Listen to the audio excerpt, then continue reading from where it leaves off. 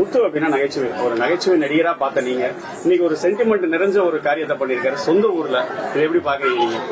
இல்லை, எல்லா நகைச்சுவை கலைஞர்களுக்கும் பார்த்தீங்கன்னாக்கா ஒரு தனியாக வந்து ஒரு பாசமோ நீங்கள் சொல்லி சென்டிமெண்ட்டு அது அதிகமாக இருக்கும். அது இருக்கிறவங்க தான் நகைச்சுவை பண்ண முடியும்.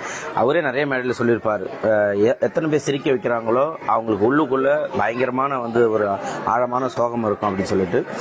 இந்த முதல்ல வந்து எல்லாருக்கும் இனிய தமிழ் புத்தாண்டு நல்வாழ்த்துக்கள். இன்னைக்கு அவர் இதை ஓப்பன் பண்ணது வந்து ரொம்ப சந்தோஷமாக இருக்குது. ஏன்னா எத்தனை பேர் இன்னைக்கு வந்து நிறைய பேர் இப்போ 2K கிட்ஸ் அதுன்றாங்க, அப்பாவெல்லாம் பேர் வச்சு கூப்பிட்றாங்க, அம்மா இங்கே வா போன்னு கூப்பிட்றாங்க. இந்த வாங்க போங்கன்ற அந்த மரியாதை அதெல்லாம் இப்போ காலம் கடந்து ஒரு மாதிரி தப்பாக போயிட்டுருக்கு. ஸோ இன்றைக்கி வந்து அப்பா அம்மா மனைவிக்கு வந்து இப்படி ஒரு கோயில் கட்டி இத்தனை பேருக்கு வந்து அன்னதானம் போட்டு துணிமணி எடுத்து கொடுத்து இது பண்ணுறதே வந்து மிகப்பெரிய விஷயம். ஸோ அதனாலேயே இன்னைக்கு தமிழ் புத்தாண்டு வீட்டில் பாப்பா பிறந்து இதாக இருக்குது. நான் சொல்லிட்டு இல்லை இந்த கோயிலுக்கு போனோம், முதல்ல நம்ம முத்தண்ணன் வீட்டுக்கு அந்த கோயிலுக்கு போகணும் அப்படின்னு சொல்லிட்டு அப்பா அம்மா மனைவி இவங்களை பார்க்கறதுக்காகவே இங்கே வந்து ஃப்ளைட்டை போட்டு உடனே வந்துட்டேன். ரொம்ப சந்தோஷமாக இருக்குது. நிறைய விஷயங்கள் பண்ணிட்டு இருக்காரு முத்தண்ணன், தெரியாமல் நிறைய பேருக்கு உதவி பண்ணுறாரு. ரொம்ப சந்தோஷமாக இருக்குது. நிறைய ரெண்டு பேருமே நிறைய பேசிப்போம், இப்படி பண்ணணும் அப்படி பண்ணணும், இன்னும் நிறைய பண்ணணும். அடிக்கடி ஃபோன் பண்ணி பேசுறது, இத்தனை பேருக்கு இது பண்ணணும், இது பண்ணால் எப்படி இருக்கும், இந்த மரம்லாம் இப்போ இவ்வளோ கொடுக்குமா, இப்போ வந்து அந்த ஃப்ளட் வந்திருக்கு, இப்போ என்ன பண்ணலாம், எதாவது பண்ணலாமான்னு நிறைய பண்ணுவார்.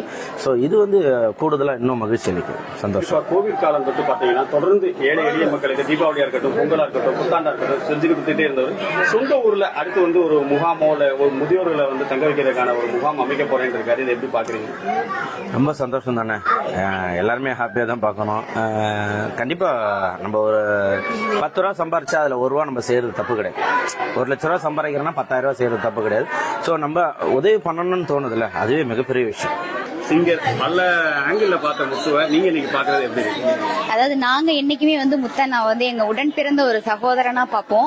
அதுக்கு ஒரு படி மேல வந்து ஒரு அப்பா மாதிரி நாங்க பார்ப்போம்னு சொல்லலாம். இது வந்து வெறும் வாய் வார்த்தைக்காக வர்றது கிடையாது. ஏன்னா எங்க எல்லாருமே வந்து பாப்பா நல்லா இருக்கியப்பா, சாப்பிட்டியாப்பா, எடுத்த சீருக்கு அப்படிதான் கேட்பாங்க. ஒரு அண்ணன் மாதிரி, கூட பிறந்த ஒரு அண்ணன் மாதிரி, ஒரு தகப்பன் மாதிரி நேசிக்கிறதுல உண்மையிலேயே முத்தண்ணா மிஞ்சுறதுக்கு யாருமே இல்லைன்னு தான் சொல்லணுங்க. உங்க சாயல்ல முத்தண்ணாக்கு ஒரு நன்றி சொல்றாங்க, இந்த இடத்துல பாடுறாங்க, எப்படி பாடுறீங்க? ஏன் சாயல்ல சொல்லணும்னா, அதாவது தாயிற் சிறந்த கோவிலும் இல்லை, தந்தை சொல்மிக்க மந்திரம் இல்லைன்னு சொல்லுவாங்க.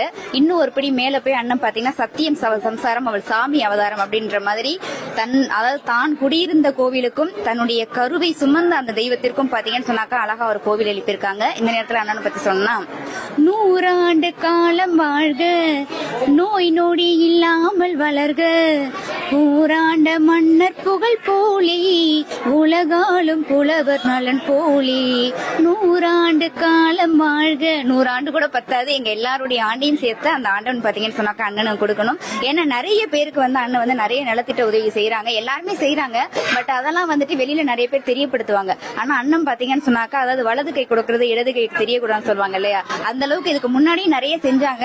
ஆனாலும் இன்னும் நிறைய பேருக்கு அது தெரியணுங்கிறதுக்காக, அதாவது நிறைய பேர் அதன் மூலியமா உதவி பெறணும், இயலாதவர்களும் இங்க வந்து உதவி பெறணும் அப்படிங்கிறதுக்காக தான் பாத்தீங்கன்னா இந்த யாழ் இசைக்குழு அப்படின்றத வந்து ஆரம்பிச்சாங்க. அதன் மூலியமா நிறைய மாற்றுத்திறனாளிகளா இருக்கட்டும், ஏழை எளிய மக்களாகட்டும், இயலாதவர்களாகட்டும், அதாவது நலிந்த கலைஞர்கள், ஏன்னா எல்லா கலைஞர்களுமே இன்னைக்கு நல்லா வாழ்றாங்களான்னு சொல்ல முடியாது. அந்த மாதிரி நலிந்த கலைஞர்களுக்கு கூட ஒரு உதவி திட்டம் செய்யணுங்கிற அந்த மனசு இருக்கு பாத்தீங்களா, உண்மையிலேயே அது வந்து யாருக்குமே வராது. அந்த அளவுல மதுரை முத்து எங்களுடைய சொத்துன்னு சொல்லலாம். அதாவது மதுரையின் சொத்துன்னு தான் சொல்லுவாங்க, அப்ப மதுரையின் சொத்து கிடையாது, எங்க பட்டிமன்ற உலகின் சொத்து. முன்னாடி மதுரை முத்தன்னா தொலைக்காட்சியில பார்த்தவங்களுக்கு என்னுடைய நகைச்சுவை பக்கம் மட்டும் தெரியும், பழகினவங்களுக்கு தெரியும். அண்ணன் வந்து ரொம்ப உணர்வுபூர்வமான ஒரு மனிதன், ரொம்ப பிரியமான ஒரு மனிதன். எங்க மேலே இவ்வளவு பிரியமா இருக்காங்கன்னா அவங்களுடைய அப்பா அம்மா, அவங்களுடைய துணைவியார் மேல எப்படி பிரியம்லாம் அப்பா, அதான் அப்பா அம்மா துணைவியார் மேல கோயில் கட்டுறது பாக்குறவங்களுக்கு ஆச்சரியமா இருக்கலாம், எங்களுக்கு ஒரு ஆச்சரியம்லாம் கிடையாது. ஏன்னா அதான் முத்தண்ணன். நாங்க எத்தனை ஆண்டுகளா பழகினதுல இதை பண்ணலைன்னா தான் எங்களுக்கு ஆச்சரியமே தவிர அது பண்ணதுல எங்களுக்கு எந்த ஆச்சரியமே கிடையாது. அண்ணன் பண்ணதில்லை. கிராமங்கள் ஒரு சொல்லுவாங்க, நீ உனக்காக நான் கோயில் கட்டுவேன்மா, கோயில் கட்டுவேன். நம்மளுக்கு தெரிஞ்சதெல்லாம் தாஜ்மஹால் தாங்க. தென் தமிழகத்துல மதுரையில ஒரு நகைச்சுவை நடிகர் வந்து அவரோட சொந்த ஊர்லயே அப்பா அம்மா மட்டும் இல்ல, தன்னை நம்பி வந்த துணைவியாருக்கும் கட்டியிருக்காரு. ஒரு சக கலைஞரா நீங்க எப்படி பாக்குறீங்க? சக கலைஞர்கள் அண்ணன் நமக்கு மூத்த கலைஞர். அதான் எப்போதுமே அண்ணனை பார்த்து அவரை பின்பற்றி தான் மேடைகளுக்கு வந்திருக்கோம்.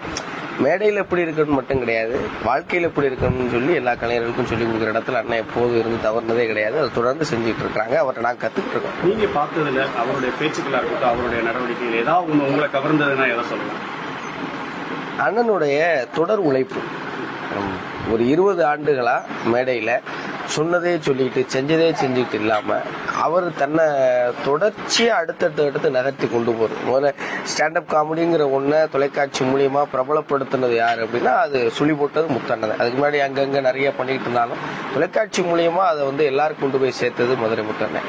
இன்னைக்கு ஸ்டாண்டப் காமெடியன்ஸ் அப்படின்னு சொல்லி நம்ம ஊர்ல இருந்து மக்கள் வெளிநாடுகள் வரைக்கும் போய் நிகழ்ச்சிகள் நடத்துறாங்க. ஆனா அதோடைய தொடக்க புள்ளி முத்தண்ணங்கிறது எல்லாருக்கும் தெரிஞ்ச உண்மை. அப்படி ஸ்டாண்டப் காமெடினா அங்கேயோட நிப்பாட்டிடாம அதுக்கடுத்து திரைப்படங்கள் பக்கம் நகர்ந்து அதுக்கப்புறம் அதை ஒரு ஸ்கிரிப்டா மாத்தி அதுக்கப்புறம் அங்கேருந்து ப்ராப்பர்ட்டி காமெடின்னு ஒன்று கொண்டு வந்து பிரபலமாகி இப்ப மேஜிக் மிமிக்ரி வரைக்கும் பண்ணிட்டு இருக்கேன்.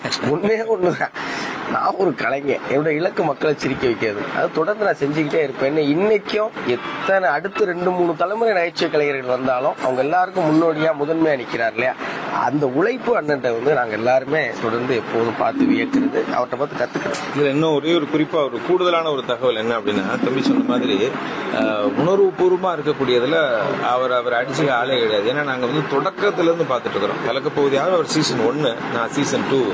ஸோ அதனால அந்த தொடக்கத்துல இருந்து அது இன்ஃபேக்ட் கலக்கப்போது வர்றதுக்கு முன்னாடி நகைச்சுவை மன்றத்துல இருந்து நாங்க அப்படியே பயணப்பட்டு இருக்கோம். ஸோ அதனால அப்ப இருந்து அந்த அரசம்பட்டி முத்துல இருந்து அப்புறம் மதுரை முத்துவாகி இன்னைக்கு நகைச்சுவையினுடைய சொத்தாகி கூடவே டிராவல் பண்ணியிருக்கோம். அதனால எங்களுக்கு தெரியும். இன்னும் ரொம்ப முக்கியமான விஷயம் என்ன, அந்த கோவில் கட்ட தம்பி சொன்ன மாதிரி இது வந்து வெளியில தொலைக்காட்சியை பாக்குறவங்களுக்கு தான் அது பெரிய ஆச்சரியமா இருக்கு. எங்களுக்கு வந்து அது கூடவே இருக்கிற ஒரு நண்பர் அப்படிங்கறதுனால எங்களுக்கு இது பண்ணிருப்பாப்ல, அவர் மனசுக்குள்ள ஏற்கனவே வச்சுதான் இன்னைக்கு மக்களுக்காக வெளியிலேயே ஒன்று பண்ணிருக்காப்ல, அவ்வளவுதான், தவிர வேற ஒண்ணுமே இல்லை. இது ரொம்ப கூடுதலான ஒரு தகவல் என்னன்னா, அடித்தட்டு கலைஞர்கள், அந்த குறிப்பா அந்த கரகாட்ட கலைஞர்களா இருக்கட்டும், ஒயிலாட்ட கலைஞர்களா இருக்கட்டும், அவங்களுக்கு எல்லாத்துக்குமே உதவி அடிக்கடி செஞ்சுட்டே இருப்பாப்ல. ஏன்னா எங்களையும் கூப்பிட்டு அந்த யாழ் இசைக்குழுன்னு ஒன்று பண்ணி அதுல ஓப்பனிங்ல நம்ம தான் ஆங்கர் பண்ணி, ஸோ அந்த நிகழ்வு எல்லாத்துலயுமே கூட இருக்கிறதுனால இது வந்து வெளியே உள்ளவங்களுக்கு ஆஹா அப்படியா அப்படின்னு தெரியும். ஆனா எங்களுக்கு தெரியும் பண்ணிடுவாப்ல சிங்கம் அப்படிங்கிறது பண்ணியிருக்கிறாப்ல. இன்னைக்கு ரொம்ப ரொம்ப சந்தோஷமா இருக்கு.